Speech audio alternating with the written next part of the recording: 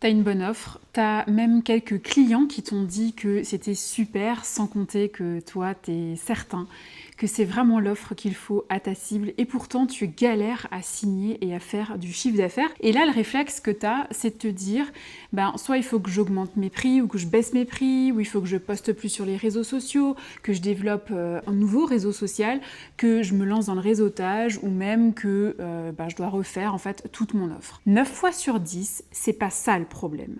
Le problème, c'est que ton positionnement est flou et personne n'arrive à te ranger dans une case dans sa tête, donc personne ne pense à toi quand le besoin tombe, donc ton pipeline commercial, il reste vide même quand tu as une bonne offre. Alors aujourd'hui, je vais te donner 8 façons concrètes de te positionner. Ça va être 8 axes que tu vas pouvoir activer dès cette semaine, que tu vas pouvoir choisir, que tu vas pouvoir combiner. Et à la fin de cet épisode, tu sauras lequel correspond à ta situation, lesquels éviter dans ton cas, comment les combiner ensemble, entre eux, et comment passer de je fais comme tout le monde à on me reconnaît tout de suite sur mon marché. C'est parti. Alors je vais te décrire un truc que je vois très souvent, pour ne pas dire en permanence, c'est chez les entrepreneurs que j'accompagne.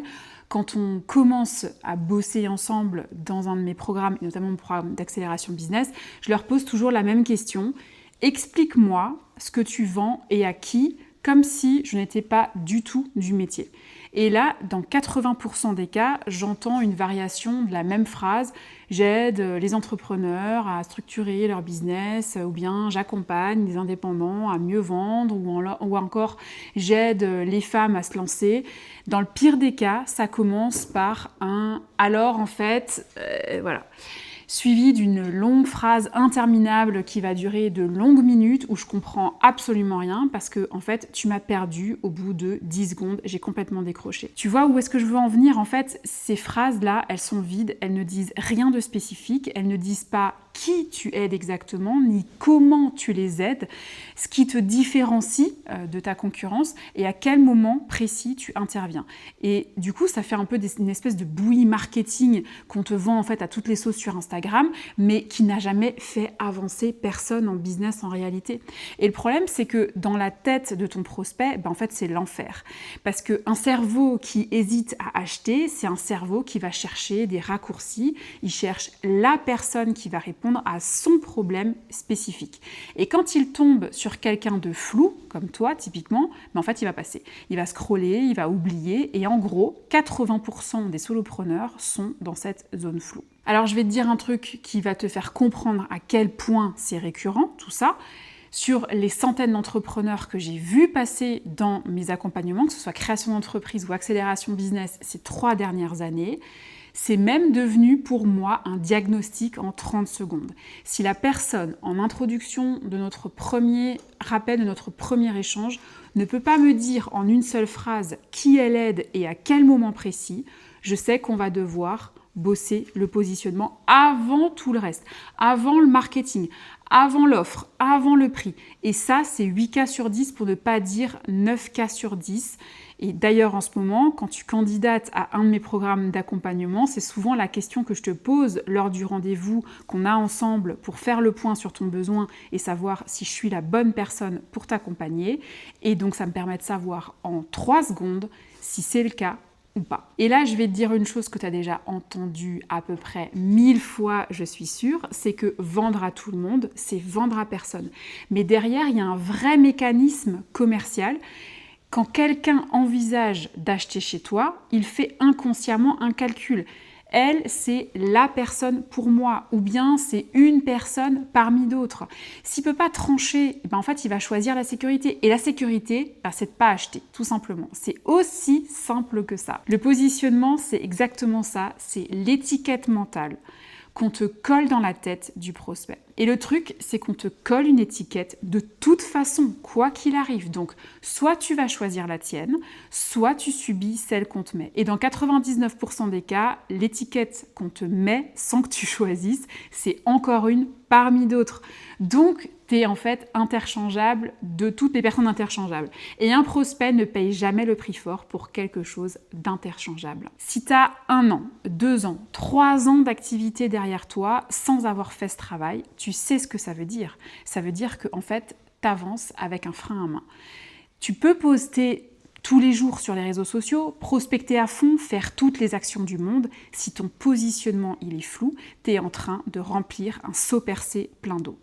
Et c'est exactement pour ça que tu te crames en fait sans avoir de résultats. Si tu me découvres sur cette vidéo, je suis Lucille, diplômée d'expertise comptable et spécialisée en création d'entreprise et développement de business.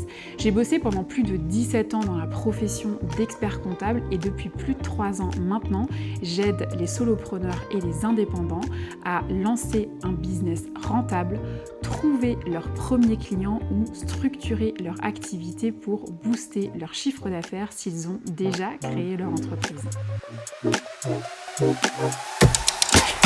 Alors maintenant qu'on est assez clair sur le diagnostic, je vais te donner les 8 façons de te positionner. Je vais les passer dans un ordre logique, du plus puissant au plus subtil, et après je te dirai comment les combiner entre eux et quel est le piège dans lequel tu vas presque à tous les coups tomber. Il y a un truc à respecter, je te le dis tout de suite, tu vas choisir un axe principal et au maximum 2 ou 3 combinés. Si tu essayes de cocher les 8 à la fois, tu es de nouveau flou et en fait, tu n'as rien fait. Le positionnement, c'est un travail de soustraction, pas d'addition. L'axe numéro 1, ça va être le positionnement par le résultat. Ça, c'est le plus puissant des 8 axes de positionnement. Tu vas promettre un bénéfice clé, mesurable et idéalement qui sera daté dans le temps. Concrètement, ça donne quoi ? En fait, au lieu de dire j'accompagne les coachs à mieux vendre, tu vas dire tu récupères 3 deals signés en 30 jours pour les coachs qui galèrent à signer. Tu vois un peu la différence. D'un coup, on sait exactement ce qu'on achète et ce que ton prospect voit dans sa tête, c'est l'image du résultat, les 3 deals signés en 30 jours. Pas une promesse vague et certainement pas un livrable. Pourquoi ça fonctionne hyper bien ? Parce que justement, c'est mesurable. Le prospect, il sait ce qu'il achète. Toi, tu sais ce que tu dois livrer. Ça simplifie 100% des conversations commerciales. On n'est pas en train de débattre sur la méthode ou sur du process. On est en train de débattre sur du résultat. Tu sors de ce flou commercial. Alors après, le risque, il est évident, c'est que si tu ne tiens pas ta promesse, ça se sait très vite et ça se sait d'ailleurs instantanément. Tu vas avoir un retour client négatif, tu vas perdre ta crédibilité. Donc avant de te positionner sur un résultat, vérifie que tu as déjà livré plusieurs fois. Et pas une seule, mais plusieurs, parce qu'une fois, ça peut être de la chance. Plusieurs fois, là, c'est de la compétence, de la structure, de la méthode que tu as mis au service de tes clients. Ce positionnement, il est à utiliser quand tu as des cas clients qui sont solides, des chiffres qui sont récurrents, des témoignages avec des résultats concrets que tu peux vraiment assumer publiquement. Tu vois, moi, là, actuellement, j'accompagne une coach business, Laurence, qui accompagne des entrepreneurs femmes uniquement dans la structuration de leur activité, la structuration de leur business et la mise en vente de leur offre. Et on a juste, en fait, rendu lisible toute cette partie commerciale, marketing de son business avec une promesse qui est très claire, un positionnement qui est centré sur le résultat de ses clientes qu'elle a accompagnées. Même offre, on n'a pas touché, même tarif, vraiment on n'a rien modifié du tout, on a juste optimisé et restructuré un peu certaines parties. Ça n'a pas loupé, elle a atteint son objectif de chiffre d'affaires en avril au bout d'1 mois de travail ensemble dans mon programme d'accélération business. L'axe numéro 2, ça va être le positionnement par le moment. Et là, tu vas cibler une étape précise du parcours de ton client. Pas les entrepreneurs, mais les entrepreneurs au moment où ils signent leur premier client à 5 000 €. Ou bien les freelances, pile au moment où ils veulent passer en SASU, par exemple. Ou alors les futurs créateurs qui sont encore salariés et qui ont une date de démission dans leur tête. Alors ça marche hyper bien parce que les gens, en fait, ils achètent une réponse. Ils cherchent une réponse à une question qu'ils se posent maintenant. Donc s'ils sont à cette étape précise et qu'ils tombent sur toi, en fait, c'est plié.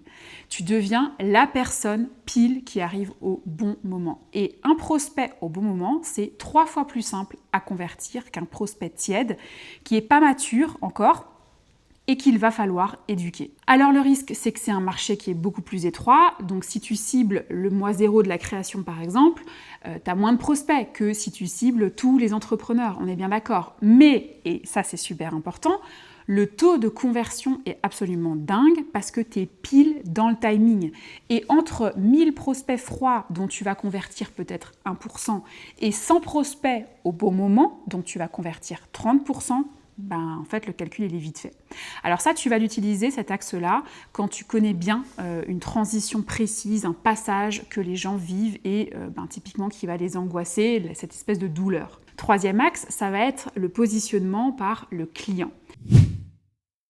Tu vas cibler un profil hyper spécifique. Par exemple, je travaille uniquement avec des mamans entrepreneurs, ou bien que les avocats fiscalistes, ou bien que les médecins libéraux qui se mettent à leur compte, ou encore que les ex-corporates qui basculent vers le freelancing après 40 ans. Bref, c'est l'axe le plus simple à activer et le plus mal exécuté.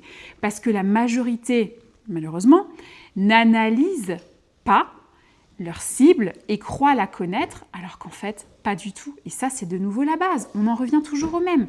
Et il faut que je te dise un truc. En France, il y a 99% des solopreneurs qui sous-nichent, c'est-à-dire qu'ils ont peur de fermer trop de portes. Donc, ils vont rester larges pour ne pas se limiter. Sauf qu'à l'inverse, plus tu te niches, plus le client se sent vu, plus il achète. Personne n'a jamais dit « Ah ouais, mais non, mais en fait, je ne vais pas aller acheter chez elle parce qu'elle est trop spécifique pour moi. » Mais personne, jamais. Au contraire, ce qu'ils se disent, c'est « En fait, j'ai l'impression qu'elle parle exactement à moi, donc je vais acheter, je vais me faire accompagner par cette personne. » Le risque, c'est un plafond commercial que tu vas atteindre si la niche, elle est vraiment toute petite. Donc, au préalable, il faudra aller quand même mesurer le potentiel business de la niche. Mais en vrai, sur 90% des projets que j'accompagne, le risque, c'est d'être beaucoup trop large, pas trop niché. Et là, je parle de manière très concrète. Parce que si tu sers les entrepreneurs, niche-toi sur un type d'entrepreneur. Tu vas multiplier ton taux de signature.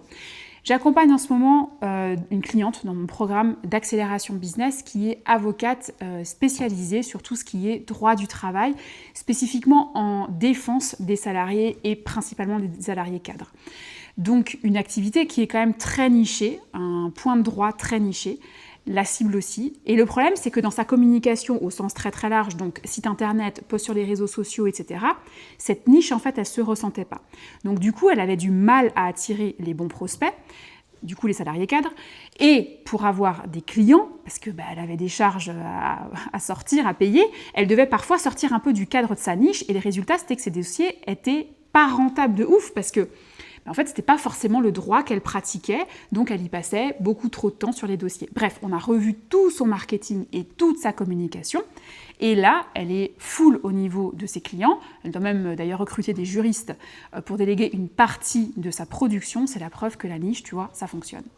Axe numéro 4, ça va être ton positionnement par rapport à la concurrence. Tu vas te définir par une opposition à ce qui existe sur ton marché. Par exemple, le coach anti-bullshit dans un marché saturé d'inspiration creuse. J'en sais rien. L'experte qui ne vend pas de méthode miracle. L'accompagnement qui ne te promet pas 10 000 € par mois en 90 jours.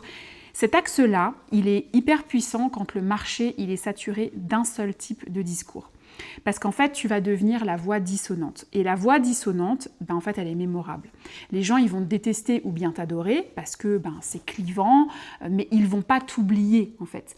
Et entre être oublié ou être clivant, je te promets que être clivant, c'est mieux pour ton chiffre d'affaires.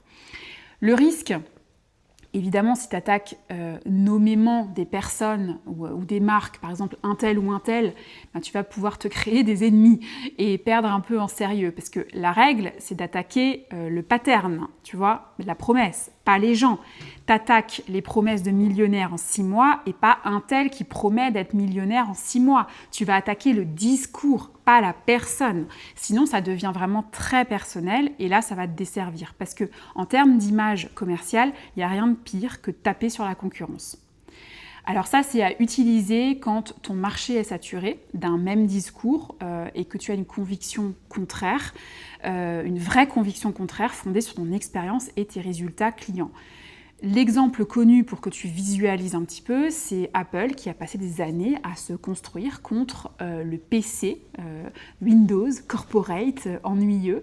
Tu te souviens peut-être des pubs Get a Mac des années 2000 avec le mec en costume hyper corporate face au mec décontracté en jean t-shirt. En fait, c'est pile ça. C'est un positionnement par opposition au pattern dominant du marché. Et aujourd'hui, en fait, Apple est numéro 1 mondial, précisément grâce à cette opposition assumée pendant 20 ans et pas malgré elle. 5e axe, ça va être le positionnement par la catégorie. Là, tu vas créer en fait ta propre case. C'est l'axe le plus fort sur le long terme. Apple s'est pas positionné comme un meilleur PC. Apple, il s'est positionné sur sa propre catégorie, le Mac, qui n'existait pas. Toi, t'es pas un coach business ou je sais pas quoi comme les autres. T'es le coach d'une catégorie que tu as définie, genre, je sais pas, le coach anti-hustle culture pour les solopreneurs introvertis, ou alors l'expert création d'entreprise pour les ex-corporate en burn-out. Tu vas inventer en fait ta case, tu vas y mettre ton nom et automatiquement t'es numéro 1 dedans. Parce qu'en fait, il n'y a personne d'autre. Alors pourquoi justement ça marche hyper bien ? Parce que en fait, comparer un coach business à un autre coach business, c'est super facile. Comparer un coach anti-hustle culture pour introverti à autre chose, c'est beaucoup plus compliqué. En fait, tu vas sortir naturellement du jeu de la comparaison directe. Et quand tu sors de ce jeu-là, tu sors de la guerre des prix, des livrables, des méthodes, etc. C'est un bonus énorme. Le risque, c'est l'éducation marché. Si personne ne connaît ta catégorie, parce qu'elle n'existe pas, en fait, il va falloir la faire exister. Et ça, c'est un travail de moyen à long terme. Donc pendant 6 mois, 1 an, 2 ans peut-être, tu vas devoir expliquer ce que c'est.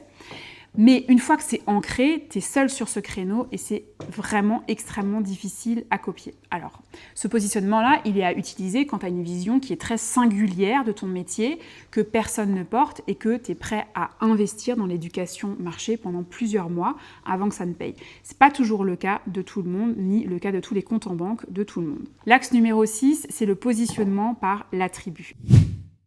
Là, tu vas mettre en avant une caractéristique distinctive de ton parcours. Comme moi, par exemple, je suis diplômée d'expertise comptable et j'ai plus de 17 ans d'expérience dans la profession d'expert comptable, ou bien ex-juriste, fiscaliste reconverti, ou bien triathlète de haut niveau et coach business, ou encore maman de 3 enfants et entrepreneur à 7 chiffres. Bref, c'est l'axe que typiquement les ex-corporate comme moi sous-utilisent le plus.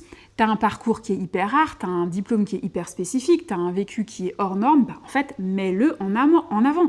C'est une preuve sociale instantanée. Et dans un marché qui est saturé, la preuve sociale instantanée, c'est ce qui fait que le prospect te lit jusqu'au bout au lieu de scroller. Regarde-moi, je suis dans un marché qui est rempli de coachs business, il est presque saturé, qui te disent tous que leur offre, elle est la meilleure pour créer et développer un business. Et pourtant, en fait, moi, j'ai pas de problème d'acquisition client. C'est la preuve que ça fonctionne. Mais, et c'est là que beaucoup se plantent, il faut que l'attribut soit relié au résultat client.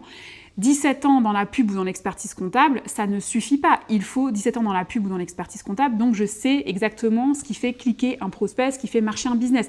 L'attribut doit servir une promesse, ça c'est indispensable. Moi, c'est 17 ans dans la profession d'expert comptable à analyser ce qui marche et ce qui ne marche pas en business. C'est l'attribut que je mets partout dans mon discours pour te dire que, en fait, grâce à ma méthode, tu vas vivre de ton business en 3 mois. Pas parce que ça fait joli sur ma bio LinkedIn, mais parce que ça va relier directement à un résultat concret pour mes clients. Je sais lire un compte de résultat en 3 minutes, je sais quel statut juridique éviter selon ton chiffre d'affaires en 10 minutes, je sais où l'argent fuit dans ton business avant même que tu m'aies montré tes chiffres, je sais quel est ton problème marketing, c'est de la preuve d'expertise instantanée.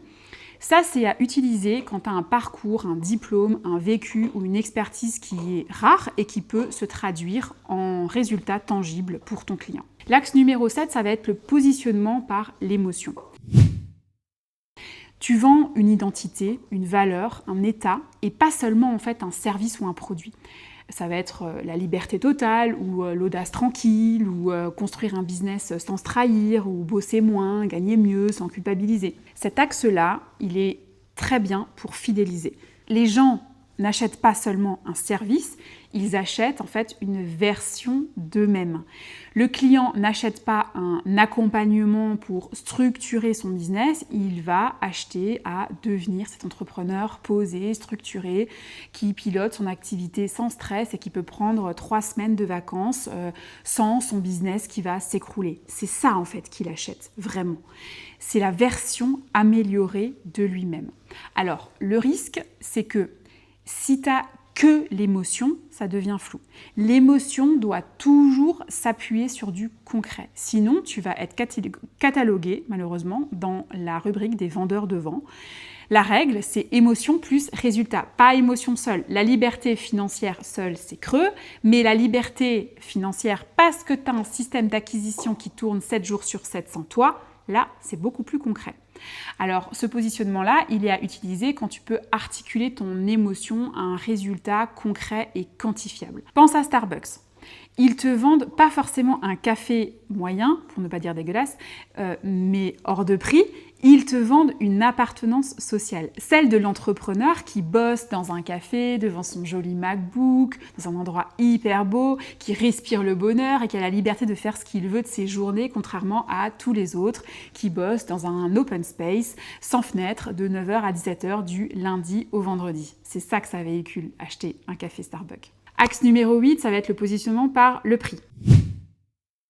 T'es le moins cher ou bien t'es le plus cher. Le moins cher, bon, on oublie un peu, parce que ça c'est une stratégie de volume qui n'a absolument aucun sens en solo. T'es seul, t'as pas l'échelle pour gagner sur le prix bas, donc si tu pars sur « je suis le moins cher du marché », tu passes le reste de ta carrière typiquement à survivre, à ramer, à enchaîner les petits clients chiants qui vont négocier sur 50 balles. Bon. Vraiment, c'est pas ouf comme avenir, sauf évidemment si tu vends du produit digital qui va tourner tout seul, mais pour ça, bon courage, parce que l'âge d'or du produit digital, en fait, il est passé. Il était juste post-Covid ou pendant le Covid, sauf si tu as réussi pendant longtemps à construire de grosses communautés engagées sur les réseaux, etc., mais ça prend du temps. Le plus cher, par contre, ça c'est un excellent positionnement. Le coach business premium du marché ou l'accompagnement haut de gamme pour entrepreneurs déjà installés, ça marche parce qu'en fait, ça va imposer ton expertise dès la première seconde. Le prix est lui-même un signal de qualité. Ça va filtrer les clients chiants qui veulent négocier et qui ne veulent pas payer et ça augmente ta marge, donc ta capacité à investir dans la qualité du livrable. Et globalement, ça te place dans une autre catégorie mentale aussi. Alors, le risque, c'est que ça va supposer que la valeur livrée justifie le prix. Sinon, les premières recommandations clients, elles vont te tuer parce que là aussi, tu seras relégué à la catégorie des vendeurs de vent. On a payé hyper cher pour la merde. Donc, avant de te positionner sur le prix premium, il faut avoir un produit ou un accompagnement qui va tenir la promesse. Ça, c'est hyper important. Tu peux utiliser ce positionnement-là quand tu peux livrer une expérience qui est vraiment supérieure au marché, très professionnelle, très premium, ou que tu vises une cible avec du pouvoir d'achat qui veut le top. Alors maintenant, comment combiner tous ces axes-là ?